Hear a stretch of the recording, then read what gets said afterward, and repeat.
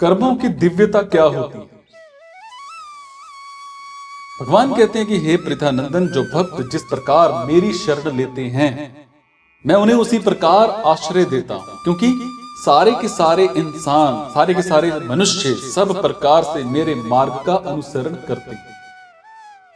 भक्त भगवान के जिस भाव से, जिस संबंध से, जिस प्रकार से शरण लेता है, भगवान भी उसी भाव से, उसी संबंध से, उसी प्रकार से आश्रय देते हैं।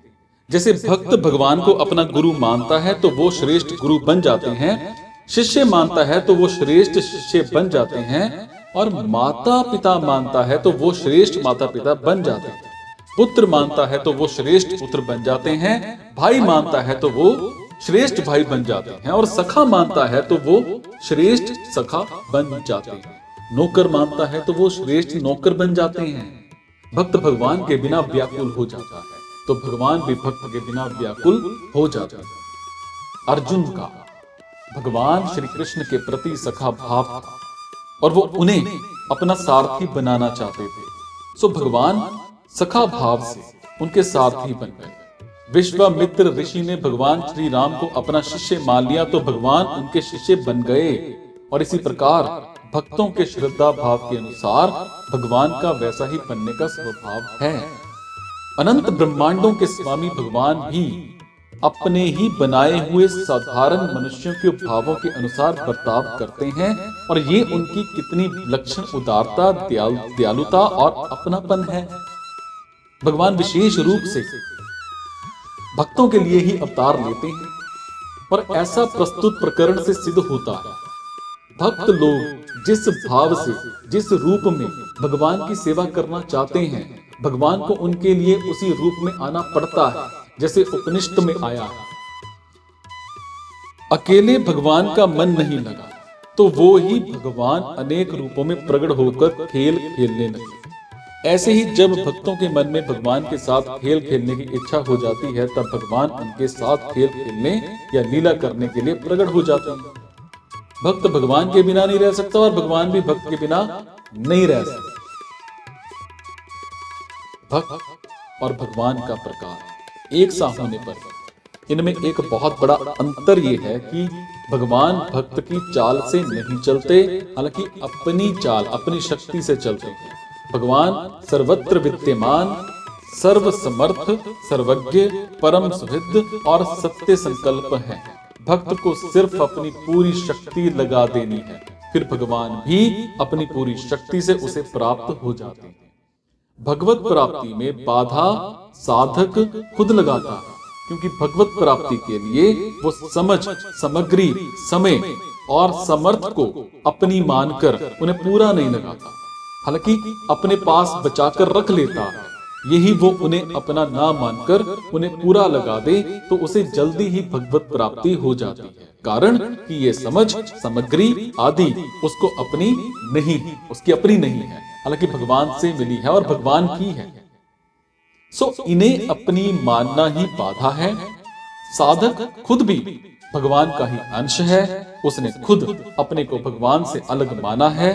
भगवान ने भक्ति मतलब प्रेम कर्मजन्य अर्थात किसी साधन विशेष का फल नहीं है। भगवान के सर्वथा शरण होने वाले को भक्ति खुद प्राप्त होती है।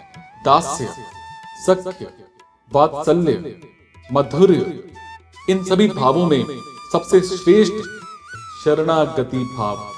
और यहाँ भगवान मानो इस बात को कह रहे हैं कि तुम अपना सब कुछ मुझे दे दोगे तो मैं भी अपना सब कुछ तुम्हें दे दूंगा, और तुम अपने आप को मुझे दे दोगे तो मैं भी अपने आप को तुम्हें दे दूंगा।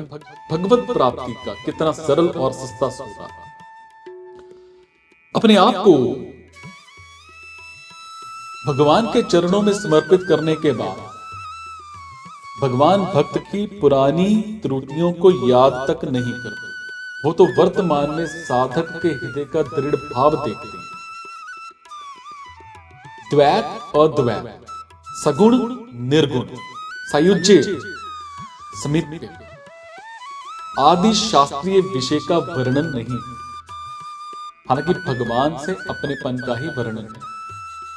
जैसे नवें श्लोक में भगवान के जन्म कर्म की दिव्यता को जानने से भगवत प्राप्ति होने का वर्णन है, सिर्फ भगवान ही मेरे हैं और मैं भगवान का ही हूँ, दूसरा कोई भी मेरा नहीं है और मैं किसी का भी नहीं हूँ। इस प्रकार भगवान में अपनापन करने से उनकी प्राप्ति जल्दी और आसानी से हो जाती है। सो साधक को सिर्फ भगवान में ही अपनापन मान लेना चाहिए जो वास्तव में है, चाहे समझ में आए या ना आए। मान लेने पर जब संसार के झूठे संबंध भी सच्चे प्रतीत होने लगते हैं, फिर जो भगवान का सदा से ही सच्चा संबंध है वो अनुभव में क्यों नहीं आएगा, अर्थात अवश्य आएगा। शंका क्या है?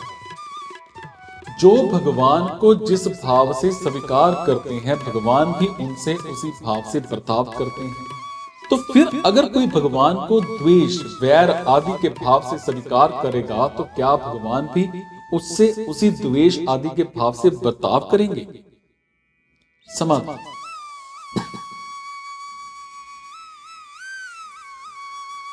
द्वेष, वैर आदि का विषय, यहां इस विषय में शंका ही नहीं उठ सकती। फिर भी इस पर थोड़ा विचार करें तो भगवान के स्वीकार करने का मतलब है कल्याण करना। जो भगवान को जिस भाव से स्वीकार करता है, भगवान भी उससे वैसा ही आचरण करके अंत में उसका कल्याण ही करते हैं। भगवान प्राणी मात्र के परम सुहित, इसलिए जिसका जिसमें हित होता है भगवान उसके लिए वैसा ही प्रबंध कर देते हैं। वैर द्वेष रखने वालों का भी जिससे कल्याण हो जाए वैसा ही भगवान करते हैं। वैर द्वेष रखने वाले भगवान का बिगाड़ भी क्या लेंगे? अंगद जी को रावण की सभा में भेजते समय भगवान श्री राम कहते हैं कि वही बात कहना जिससे हमारा काम भी हो और रावण का हित भी हो। भगवान की सुहत्ता की तो बात ही क्या, भक्त भी समस्त प्राणियों के सुहित होते हैं। जब भक्तों से भी किसी का किंचन मात्र भी अहित नहीं होता, तब भगवान से किसी का अहित हो ही कैसे सकता है? भगवान से किसी प्रकार का भी संबंध जोड़ा जाए वो कल्याण करने वाला ही होता है, क्योंकि भगवान परम दयालु, परम सुहित और चिन्मय है। जैसे गंगा में स्नान वैशाख मास में किया जाए या फिर माघ मास में, दोनों का ही महात्म्य एक समान है, परंतु वैशाख के स्नान में जैसी प्रसन्नता होती है वैसी प्रसन्नता माघ के स्नान में नहीं होती। इसी प्रकार भक्ति प्रेम पूर्वक भगवान से संबंध जोड़ने वालों को जैसा आनंद होता है वैसा आनंद वैर द्वेष पूर्वक भगवान से संबंध जोड़ने वालों को नहीं होता। श्रेष्ठ पुरुष जैसा आचरण करता है, दूसरे लोग भी उसी के अनुसार आचरण करने लग जाते हैं। भगवान सबसे श्रेष्ठ हैं, सबसे सर्वोपरि हैं, इसलिए सभी लोग उनके मार्ग का अनुसरण करते हैं। साधक भगवान के साथ जिस प्रकार का संबंध मानता है, भगवान उसके साथ वैसा ही संबंध मानने के लिए तैयार है। महाराज दशरथ जी भगवान श्री राम को पुत्र भाव से स्वीकार करते हैं तो भगवान उनके सच्चे पुत्र बन जाते हैं और समर्थवान होकर भी पिता दशरथ जी के वचनों को टालने में अपने को असमर्थ मानते हैं। इस प्रकार के आचरणों से भगवान ये रहस्य प्रकट करते हैं कि यदि तुम्हारी संसार में किसी के साथ संबंध के नाते प्रियता हो तो वही संबंध तुम मेरे साथ कर लो। जैसे माता में प्रियता हो तो मेरे को अपनी माता मान लो, पिता में प्रियता हो तो मेरे को अपना पिता मान लो, पुत्र में प्रियता हो तो मेरे को अपना पुत्र मान लो। ऐसा मानने से मेरे में वास्तविक प्रियता हो जाएगी और मेरी प्राप्ति सुगमता पूर्वक हो जाएगी। और दूसरी बात, भगवान अपने आचरणों से ये शिक्षा देते हैं कि जिस प्रकार मेरे साथ जो जैसा संबंध मानता है उसके लिए मैं भी वैसा ही बन जाता हूँ, उसी प्रकार तुम्हारे साथ जो जैसा संबंध मानता है तुम भी उसके लिए वैसे ही बन जाओ। जैसे माता पिता के लिए तुम सुपुत्र बन जाओ, पत्नी के लिए तुम सुयोग्य पति बन जाओ, बहन के लिए तुम श्रेष्ठ बहन भाई बन जाओ, परंतु बदले में उनसे कुछ चाहो मत। जैसे कुछ लेने की इच्छा से माता पिता को अपने ना मानकर सिर्फ सेवा करने के लिए ही उन्हें अपना मानना, ऐसा मानना ही भगवान के मार्ग का अनुसरण करना है।